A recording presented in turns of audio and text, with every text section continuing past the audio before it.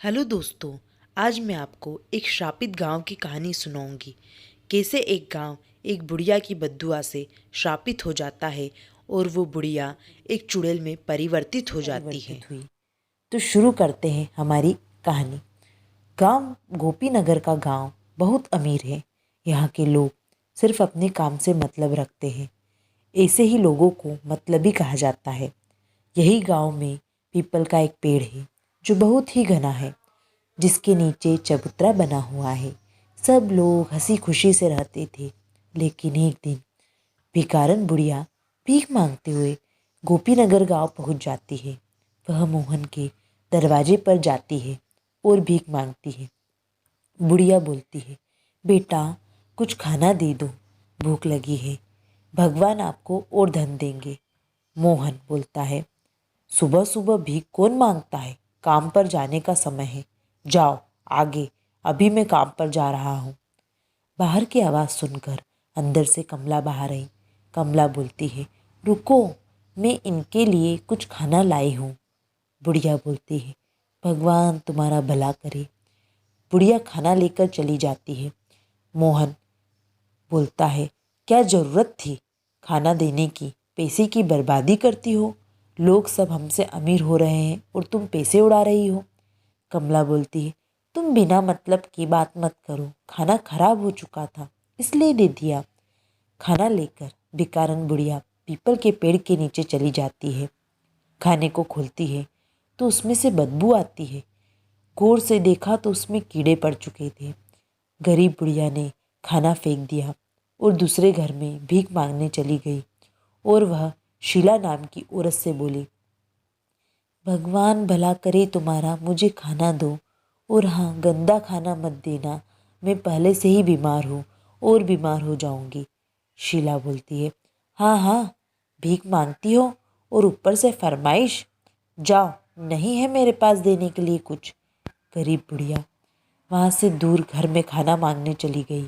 एक आदमी ने थोड़ा सा खाना दिया। बुढ़िया, बेटा थोड़ा सा खाना और दे दो, इसमें तो पेट भी नहीं भरेगा। लड़का बोलता है, देखो हम इससे ज़्यादा नहीं दे सकते, महंगाई का ज़माना है। पेट्रोल कितना महंगा हो गया है पता है? गरीब बुढ़िया को गांव के लोगों को इतनी कम भीख मिली, उससे उसका पेट नहीं भरता। कुछ दिन में वह और कमज़ोर हो गई। बहुत अधिक गर्मी होने के कारण एक दिन बुढ़िया को बहुत ज़ोरों से प्यास लगती है। आसपास पानी न मिलने के कारण वो लोगों के घर जाकर पानी मांगने लगती है। लेकिन वहाँ के लोग इतने मतलबी हैं कि गरीब बुढ़िया को पानी भी नहीं दे रहे हैं।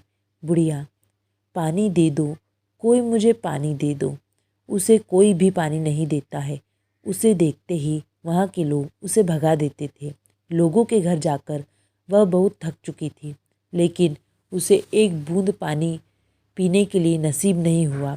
चलते चलते वह उस पीपल के पेड़ के नीचे जाकर बैठ जाती है। कुछ देर बाद बीमारी और पानी न मिलने के कारण बुढ़िया की वहीं पर मृत्यु हो जाती है।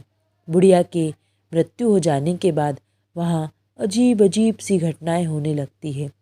जब रात को सब सो रहे होते हैं तो आधी रात को एक औरत के रोने की आवाज़ सुनाई देती है। यह आवाज़ इतनी तेज होती है कि पूरे गांव को सुनाई देती है।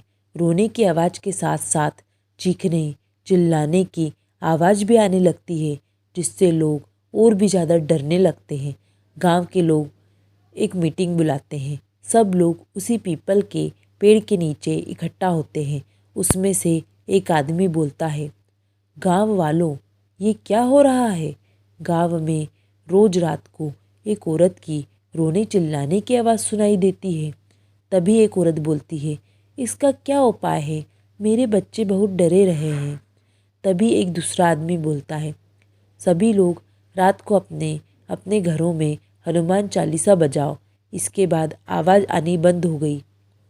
लेकिन एक दिन मोहन उस पीपल के पेड़ के नीचे जा रहा था कि उसकी कार खराब हो गई। पीपल के पेड़ के नीचे से जो गुजरता था उसकी तबीयत बहुत ख़राब हो जाती थी और उसे तेज़ बुखार होने लग जाता था। तो कभी हंसने की आवाज़, तो कभी रोने की आवाज़, तो कभी किसी की बात करने की आवाज़ आती है। ये सारी बातें लोगों के डर को अंदर से और ज़्यादा बढ़ाती जा रही थी। एक दिन अचानक गांव में पीपल के पेड़ के पास में रहने वाला एक व्यक्ति कुछ दिनों से लापता हो जाता है। सुबह उस व्यक्ति का मृत शरीर पीपल के पेड़ के नीचे पड़ा हुआ मिलता है। इस बात ने गांव वालों को और भी ज़्यादा डरा दिया था। कमला बोलती है, कोई भी शाम होने के बाद घर के बाहर नहीं निकलेगा।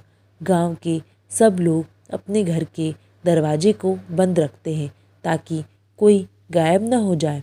मोहन बोलता है, और उस पीपल के नीचे तो भूल कर भी नहीं जाना, भूत रहता है, उस पर कुछ भी हो सकता है।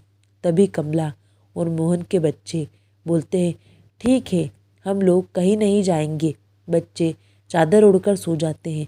पूरे गांव के लोग बहुत डरे हुए हैं और कोई भी घर के बाहर नहीं निकलता है। पूरे गांव में मानो मातम सा पसरा हुआ है। मोहन और गांव के कुछ का एक साधु के पास जाते हैं और उस साधु बाबा से पूछते हैं, हम लोग एक बुढ़िया को भीख नहीं देने के कारण परेशान हैं। वो भूख और बीमारी से मर गई। बाबा बोलते हैं, ये सब जो भी हो रहा है तुम सब गांव वालों की ही गलती है। तुमने एक बीमार और गरीब बुढ़िया को अपनी लालच और निर्दयता के चलते मार डाला। तुम लोग उसे 2-4 रोटी भी नहीं दे सके, जिसके कारण उस बुढ़िया की जान चली गई और वो अब अपना बदला ले रही है। गांव वाले डर जाते हैं और साधु बाबा से पूछते हैं, क्या इसका कोई इलाज नहीं है बाबा जी? बाबा जी बोलते हैं, हवन पूजा का इंतजाम करना होगा, तब शायद कुछ हो सकता है। तब सभी गांव वाले बोलते हैं कि ठीक है, हम सब तैयार हैं। हवन पूजन शुरू हुआ। साधु के मंत्र उपचार से चुड़ैल प्रकट हुई। चुड़ैल बोली, ये साधु, तुम क्यों इस मामले में पड़ रहे हो? तुम अपने रास्ते चले जाओ, वरना तुम्हें भी मौत मिलेगी। बाबा जी बोलते हैं, देखो, इंसान से गलती हो जाती है। तुम बताओ, तुम्हें क्या चाहिए? तुम्हारे नाम का मंदिर बनवा देते हैं। लोगों को परेशान करना छोड़ दो।